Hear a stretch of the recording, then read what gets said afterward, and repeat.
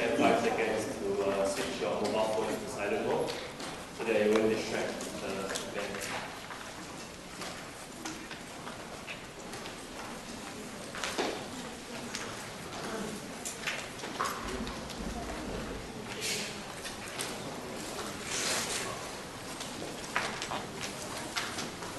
Okay, thank you very much. Very warm welcome to the inaugural General Paper Day, that is GP Day, okay, for short, organized by NTU, School of Humanities and Social Science. I'm Jasper and I'll be your MC for today. So GP Day is an initiative by the School of Humanities and Social Science here to help A-level students like yourself to develop key insights into tackling complex and advanced topics for your GP exams. How many of you guys here are in J1? J2? Okay, most of you are in J2. Are you all excited about your exams? No? Okay, think about it. In about 1 year's time, right, you might be in this very same seat here, listening to a lecture. Okay, so this event is organized as part of the school's 10th anniversary celebration this year. As one of the fastest growing schools in NTU, School of Humanities and Social Science, that's HSS. Okay, wow, this is bad. Can you hear me here? If I talk about that, can you hear me? The guy at the back, can you hear me? Okay, good. Okay. So HSS now offers 8 disciplines. Philosophy lining up as the new major offered this coming semester, which starts in August. Okay, so currently we have more than 190 faculty members from all over the world. You'll be meeting them, some of them today. Many of them are leading vanguards in their respective fields. Okay, today 8 of them will be giving us a series of talks spanning from economics, English, history, linguistic and multilingual studies, philosophy, public policy and global affairs, psychology to sociology. We appreciate you take your time off your busy schedule to join us today. We hope that you will have a fulfilling and engaging day ahead. So to kick off today's event, we would like to invite Asst Prof Giovanni Ko from the Division of Economics to give us a provoking talk on how justified is government intervention aimed at reducing economic inequality. Okay, Professor Ko.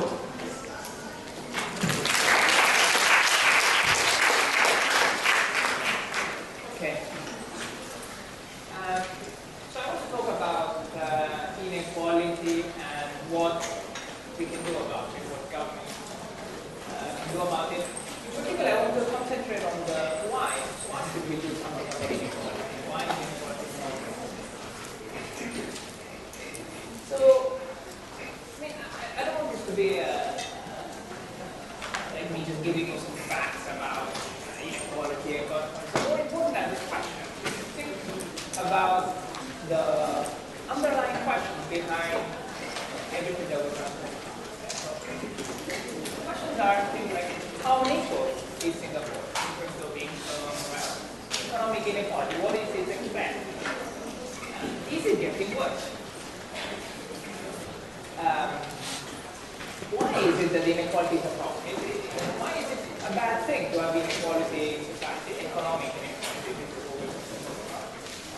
And then should the government do something about it? Okay, so we say these are going to be the key points. We're going to focus mostly on the last two. Now, how do we begin to answer this question? Yeah, we can have some theory basically. We can think about these issues and come up with answers through introspection, looking inside ourselves, what we think about these issues. Sure. I'm going to show you some statistics, just a few. Okay. But most interestingly, I think, I want to show you what actual people think. Okay. So I'm going to show you the results from a survey that some students did. So, this is going to be basically real-world responses from real people. Okay, so we're not going to sit here and pontificate and think about abstract things and so on. Okay. So let me describe to you the survey that my students did, so that you can come back on what it is that I'm using here. So if you come to NTU and if you're doing well, you're on track for a first class honors, you will be aiming for, you can do this final year problem. Okay? So basically, in economics, in groups of 3, you approach a professor and then you do some research. Okay? So the professor will guide you towards producing an original piece. Well, not so original, but somewhat original piece of research. Okay? So I have three students who are interested on this topic on inequality here. So what they did, they went and surveyed about 500 people. Okay, so they were surveying them on questions relating to inequality and what should be done about it. Okay. The survey was quite extensive. I'm only going to show you a very, very small subset of the results that they came up with. Okay. About half of the respondents of the survey were undergraduates here at FDU, and the remaining half were working age, older.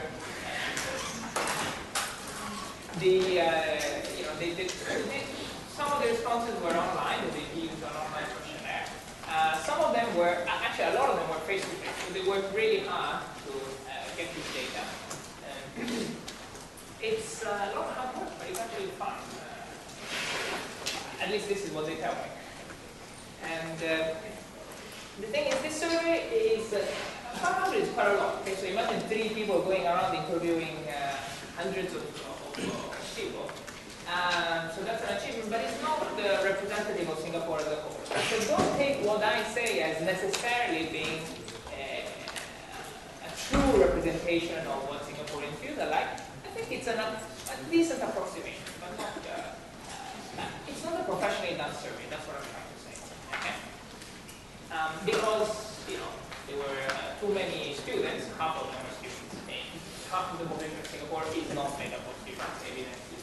And there were too few individuals from minorities. Okay, they were actually mostly Chinese, ethnic Chinese respondents. Okay, because my students were Chinese. Okay.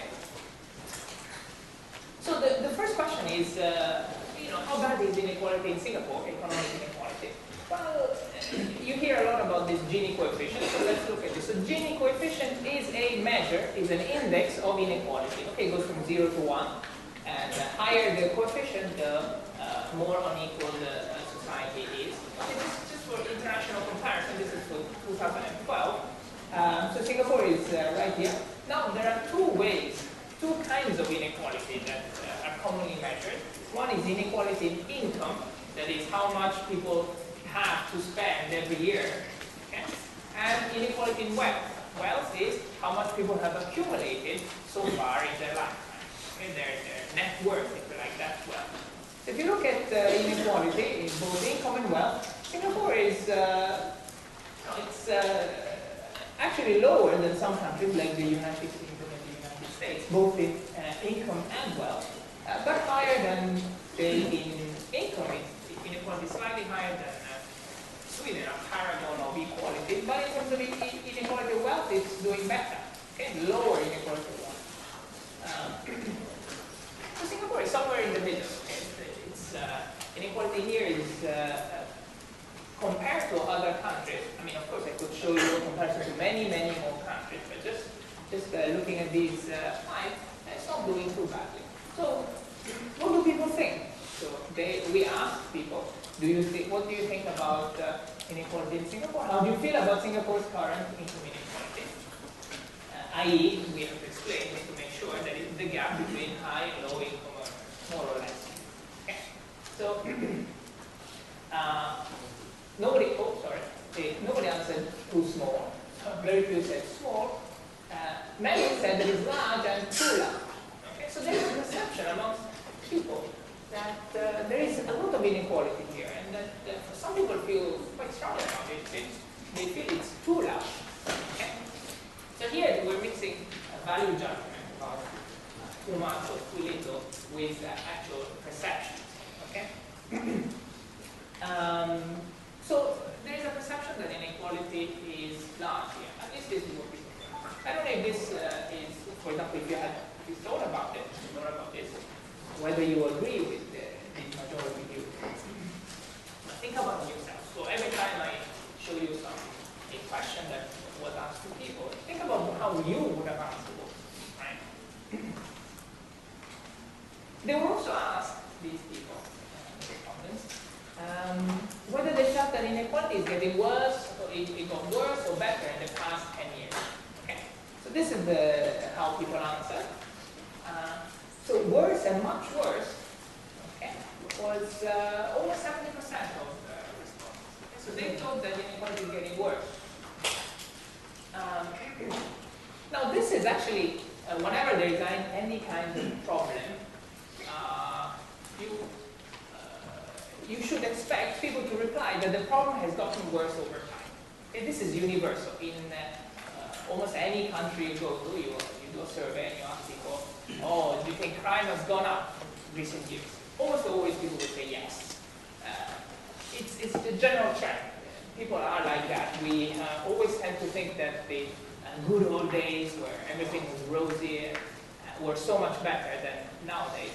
Okay, so maybe this is an instance of this. People think that inequality is getting worse, not because it's really getting worse, but because it's just human nature to always think that you are living in worse times than your parents, grandparents, and so on. They have it so easy. So nice. But actually, if you look at these official numbers from the government, okay, inequality in Singapore has indeed increased over the past 10 years. This is for 2012. I haven't yet updated it for 2013, but the Gini coefficient, again, same measure, this index that measures how unequal something is. So here is inequality income. It has, roughly speaking, increased over the past 10 years. Okay, there's been a dip after the recession, the global financial crisis, but on the whole, the trend is up. So people's perception is actually correct in this case. People think that. So if you thought that the inequality is getting worse, then yes, you're right. It is, roughly speaking, getting worse. Okay. So then, should we be concerned about inequality? Okay, so it's there. It's many people think it's large. Now, whether it's large or little, that's relatively speaking, perhaps it's not so large compared to other countries. But people feel it's large. Okay, some people feel it's too large. People feel it's increasing. Okay, and it is indeed increasing. That's something objective. So, is it bad to have inequality? It is. Well, there are certain things, certain problems, which are associated with inequality. Okay, I don't want to say that inequality causes these things because that's a very difficult thing to establish. Okay. But what we can safely say is that these are problems which go hand in hand with inequality. Whenever you observe more inequality, you observe more of these problems. So, what are the kind of problems that we associate with inequality? So, one certainly is less social cohesion. Cohesion means togetherness, how people feel, whether people feel close to each other. Okay. Now, put very simply, the problem is that rich and poor people, the bigger the gap between them, the less and less alike they feel, the less and less akin they are. Right? So if poorer and richer people are more and more different, then the poorer people who might feel, well, those guys, yeah, they live in a different world, and they will feel more distant and therefore trust each other less. Similarly with the richer people, those poor people, those guys, you never see them, or rather, you don't have much contact with them. And so this breeds an atmosphere of distrust, an atmosphere where people really trust each other. And trust is very important in the functioning of a society. Because so many things that we do in a daily life depend on trusting each other. Okay.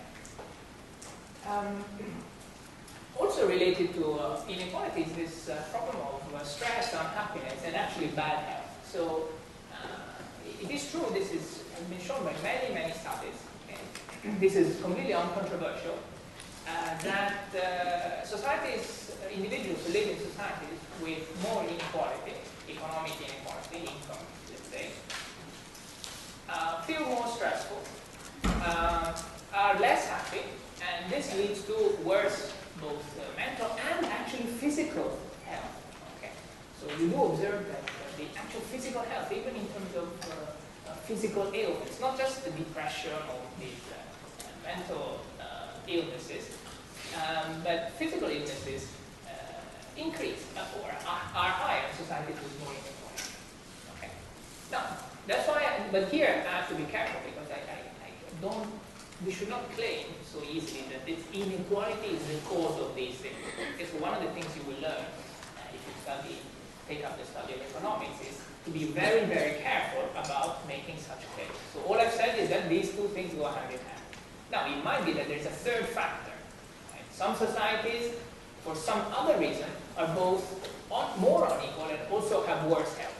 It could very well be that there is some other factor. Okay. So we don't know whether it's inequality that's causing stress, unhappiness, unhealthiness, and all that. But definitely the two go together. Okay. But maybe we don't need to look at such nitty-gritty reasons for why inequality is bad. Maybe it's something more fundamental. Maybe it's something ethical, moral. Okay. For many people, for some people, now this is culturally, it depends on culture. For some people, equality is a fundamental moral value. Okay? Equality is something one should strive for, regardless of the cost, benefits, whatever. The same way one should strive for truth. Truth telling is a good thing, that's a moral value. Freedom is a good thing, that's another moral value which is quite common. Okay. For many people, equality is similarly a very fundamental moral value. Okay, so for people who feel this way, of course, inequality is a bad thing. It goes against their moral view. Okay. It's something very fundamentally rooted in their beliefs. Okay. So this is one reason why many people think inequality is bad. Okay. There's nothing further to it, it's moral. Perhaps there is something, we can go a little bit deeper in looking at this, this taste, this like of inequality. So here I'm talking about why people think that inequality is bad. Okay. As I said, some people think it's bad, full stop. Okay. Immoral to have inequality in society. But can we reduce it to a concept further down the moral chain? Well, we could see inequality as a sign that there's something wrong with a more fundamental value that is fairness. So fairness is something that we all share. Okay, we agree that fairness is a good thing. Things should be fair. Okay. Now, what exactly is fairness? That's a difficult question. It's a different question also. But we have this intuition. We should have this intuition. Maybe you do or you don't. But I believe that if you dig deep enough, there is this intuition that when we observe inequality, there is something lacking in fairness. Something's gone wrong in the functioning of society whereby it's not fair anymore. Okay. So fairness is being violated. Maybe that's why we don't like inequality, because it tells us this. So we ask people what they feel about fairness here in Singapore. Now, so the question was, to what extent do you agree with the following statement? And the statement is, everyone stands a fair chance in succeeding in life, and we all receive equal opportunity. This is a plain statement that life is fair. Okay. So to what extent do people agree with it?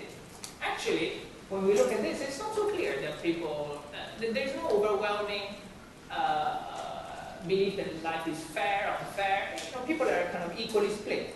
Right? So we have people who agree, disagree are roughly equal. Strongly disagree, strongly agree with the statement, also roughly. So maybe this is not such a big component of why we dislike inequality. Maybe this has nothing to do with inequality. Fairness has nothing to do with inequality. People feel that there is inequality in Singapore, and yet they don't seem to feel, it's not that most people think that life here is unfair. Okay. But actually, we can dig a little bit deeper. We can say, well, but this is everybody's response on average. Well, let's look at how people differ in whether they consider inequality to be large or too large or not, depending on what their views on fairness are. What do I mean?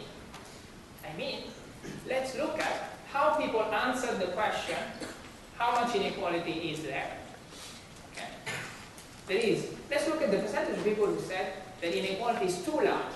And let's look at how that depends on whether they think society is fair or not. Okay, so this is what this graph is showing you.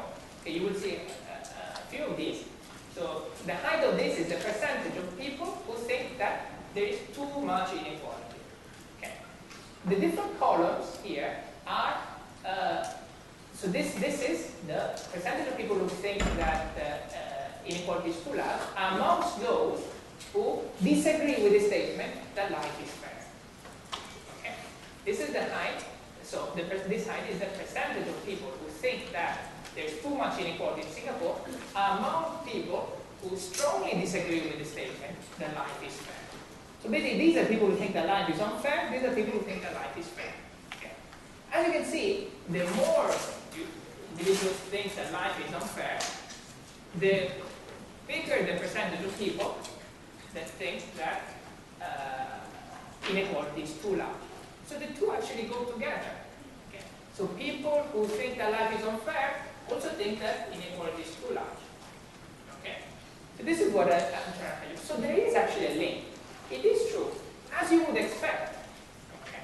So I was telling you, think about it yourself. Do you think that inequality is bad because it's showing that things are unfair? Well, this is telling you that most people think that way. Okay. Maybe there are a lot of people who think that life is quite fair. Okay. But the more you disagree with that, the more likely you are to think that there is too much inequality. Okay.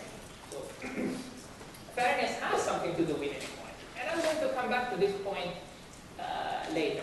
Okay. So we looked at why inequality might be a bad thing. Okay. So it's bad for those reasons. It's bad because some people hold more values against for it, and it's bad because maybe it's infringing on fairness, which is a value that we all share. But maybe there are reasons why inequality is not so bad. Okay. So there's always the flip side, right? We always have to think about the pros and cons of things. Right? That's what economists do. Okay. So economics is fundamentally about this. So what are the pros in some sense of inequality, or at least the bad things about trying to reduce inequality? Well, there is an idea that inequality might be good for growth. Okay? So we need inequality in order for the economy to grow. Okay? Because it creates competition. Okay? So basically, inequality turns life into a competition, like a sport, like a game or something. So you have to get ahead in life, okay? Because people there are different outcomes in life. So what does this mean? This means that you have to work hard in order to get ahead. Okay? To be doing better than others. And this is only possible if there are differences in outcome. Okay? If whenever somebody gets a little bit ahead, something happened that pulled them back to where they were originally, then why would anybody bother, okay, to get ahead? So that's basically the fundamental idea of why inequality might be good for growth, for doing more and more things, for working harder and harder, producing more and more. Okay. We're going to see whether people agree with this. Okay, actually, previously do. But another reason is that doing something about inequality, trying to reduce inequality, might be very costly. Okay. So the costs of what we call redistribution. So redistribution means taking money, basically, resources in general, but let's simplify by saying money. Taking money from people who have it and giving it to people who don't, that's redistribution, okay, in a nutshell. So the redistribution is how you reduce inequality in income, let's say. Okay? You tax people, and then you rich people, and you give benefits to poor people. Okay? So, but this comes with costs. Okay? It's not free. You can't just take money and from those who have it and give it to those who don't. Okay. You can think of it as in terms of an analogy. Okay. So the resources available to everybody in a society are like a pie. Okay. They're a big pie. So there are things you can do to make the pie bigger. So that's things that enhance growth, things that enhance efficiency and so on. Redistribution is not about that. It's about dividing the pie. So the pie has already been divided some way, in some unequal way. Some people have big slices, some people have small slices. Redistribution is about cutting the slices more equally. Okay. Now, many people think of redistribution this way, as recutting the pie so that the slices are more equal. The problem with this analogy is that what actually happens in real life is that the act of cutting the pie more equally reduces the size of the pie. Okay? That's the problem, the cost of redistribution. This is something that is at the one of the core ideas that you will see if you ever take a course in public finance. Okay? You cannot take from somebody and give to somebody else without losing some of the amount that you took on the way, along the way. Why is that? Well, for various reasons. So one of the important ones is taxes. Okay? The way that you take money away is taxation. That's what tax means. It's the government forcing you to pay something. Now, when you impose taxes, you reduce the incentive to work hard. Okay? But think about it. If a certain percentage of everything you earn goes to somebody else, you don't get to use it. You will not work as hard if you go to keep everything that you make. But a simple intuition. So because of this, the higher the taxes, it's possible that the less people work, and therefore the amount that you're taking away, the extra amount that you take away from the people through taxes might get smaller and smaller. Okay. Moreover, this is especially true in a country like Singapore, a small country like this, which heavily depends on foreign investment. Higher taxes create an environment, make the country less competitive as a whole compared to other states in the region. Okay? So this is something that the government here really cares about and people are afraid of. I'm not going to talk much about this now, but it's one of the costs there. It's a pretty special cost to small countries like Singapore. But there's another cost on the flip side. So this is the taking money away side. What about the giving money side? Well, what can be bad about giving people money? If you're poor and you just give them money, oh, of course you like it. Yeah, that's good. Actually, it's not true. It's not completely free of costs. What do I mean? Well, at one level, you might think that this is a trivial point, but actually it hurts people's self-esteem. People have pride. People have self-worth. Now, getting a handout from the government, relying on this handout from the government in order to survive, can be demoralizing, can be demeaning. You might feel bad about this. Okay, wow, I need to resort to this. This is how my life is. And this is a cost, okay, to just giving people cash like that. Okay. And it creates dependency. So as I said, you end up relying on this. People get used to receiving cash handout, receiving money. And in countries with expensive welfare states, you do have this observation that people find it difficult to break out of the cycle of dependence on benefits. Okay, so let's say, for example, you become unemployed, you start receiving money from the government because you're unemployed to help you out in the interim. But you stay unemployed. Now, okay, you take it easy for a little bit because you're making some money. You don't have to work to search as hard for a new job. And then this becomes your lifestyle. And then you're stuck there because your mindset now is not one where you're looking for work anymore. Also, employers stop looking at you as a desirable employee because you've been out of the workforce for too long. And then, now, because you can't get hired, you have to keep getting the benefits. Okay? So there is a sense in which getting cash handouts does breed dependency. So these are all costs to just taking money from somebody, from rich people, giving it to poor people, let's say, to simplify things a lot. Okay.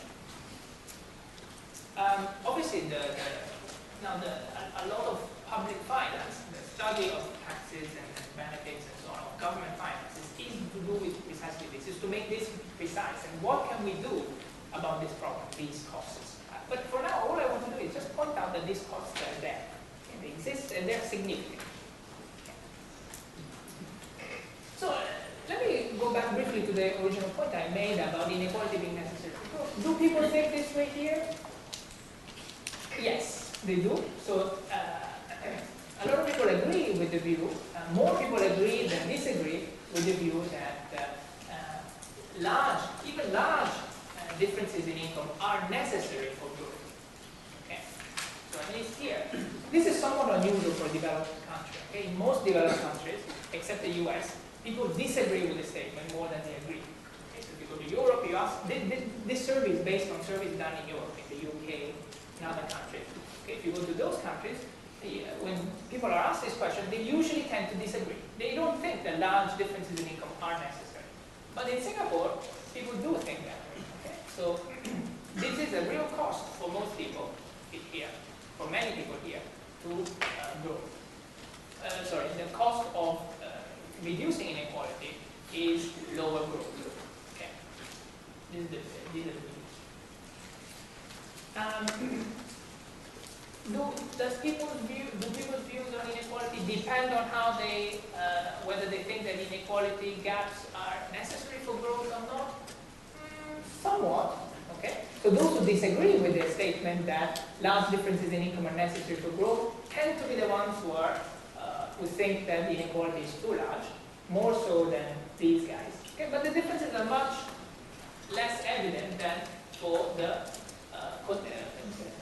case of when you condition, when you look at how people's perception of whether inequality is too large or not depends on their views on fairness. So fairness had a strong effect on whether people think inequality is too large.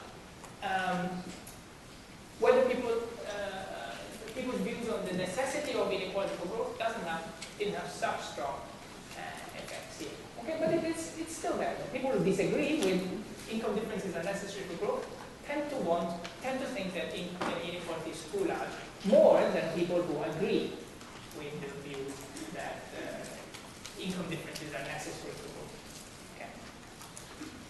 So, should the government then try or not to reduce inequality? Okay. So, we said there are pros to reducing inequality. You reduce all those bad things. You maybe try to improve fairness. But there are these cons also. So what the economists do is to try to find out how much these costs and benefits are.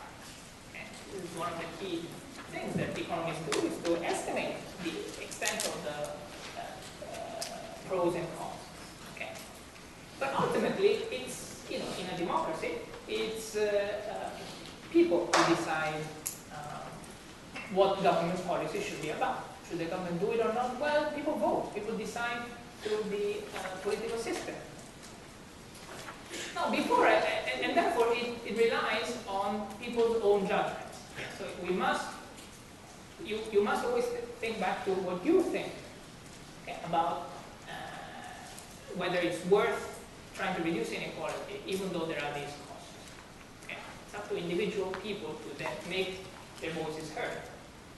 Before we go on to that, though, let me point out this argument that you hear very often. Okay? So this is a very common argument against any kind of government intervention to reduce inequality. So the argument is, oh well, but freedom is of paramount importance. So I told you, many people think that freedom is a fundamental value. This view is very widespread in the US. Why not leave it to private charity? Okay. Wow, what's the need to have the government intervene and do it? No, you just have to let people do it themselves. Okay. So, together with this view is the view that, well, but if you really want more redistribution, why don't you start? Why don't you go and start giving money to the poor? Put your money where your mouth is, basically. Don't be a hypocrite, basically. That's what people, the argument often goes like this. It's hypocritical to want to have more redistribution because everybody wants more for themselves, more resources for themselves. Okay. Now, there are some issues with these arguments. So, firstly, a very obvious one, but that somehow it escapes the notice of people who say these things, is that actually the people who want more redistribution often are the ones who don't have the means to give to others. Okay. These are people who are really struggling. So it's this objection is not particularly valid. Okay? So it might work, yes, leave it to private charity. Then we have to rely on the generosity of very few individuals who have the means to redistribute, to give away large chunks of their income and wealth to others. Okay. But the other point that I want to make, that I think is an important point that is often missed, is that the actions of an individual are much less effective. I would even go as far as saying are insignificant compared to the coordinated actions of a government. Okay. So that's the difference. I mean, it's perfectly fine for somebody to say, I want more redistribution, even though that person obviously prefers more money for themselves. Okay. Because what they do in their private action is very small. Instead, imposing a rule in the form of taxation, in the form of a policy, will have a large effect on inequality. What I can do as an individual is much less than what we can do together through the forces of government, okay, through taxation and trunk. Okay.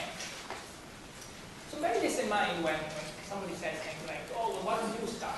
Yeah, I can start, but much more effective is if I campaign, let's say, for more equality, and get the laws changed, and get higher taxation, or whatever, and implement policies that reduce inequality. That's much more effective than just me giving a few dollars to somebody. Okay, so going back to this question is, do people want redistribution or not? Are people in support of redistribution or not? The answer is yes, overwhelmingly actually. So the question that was asked was, where would you place your views on the following scale from 1 to 7? So 1 is the government should not play any role in reducing inequality. 7 is the government should take full responsibility in reducing inequality. So the closer you are to 7, the more supportive you are of redistribution, okay, reducing inequality. The closer you are to 1 is the less supportive you are. Okay? So if you look, there are very few people under 1, 2, 3 down here. Fair number 4 in the middle, neutral kind of. But the vast majority answer somewhere 5, 6, 7. So that is, the vast majority are supportive of government intervention, government doing something while reducing inequality. In fact, a quite large number want full responsibility. That is, the government should do a lot. Should be the it should become one of the key priorities for the government to reduce inequality. Okay. In total, 5 to 7 is about 80%. And this is real-world people. Now, let's break down why people, I mean, not necessarily why, but let's associate this with what people's views are on fairness, on the necessity of inequality for growth, and so on. Okay? So let's look at here what we have. We have, again, this height is the percentage of people in each group, where the group is to what extent they agree with the statement, everyone stands a fair chance of succeeding in life, that is, whether they agree that life is fair. Okay. Whether people in each of these, how many people in each of these groups want more government intervention, are supportive of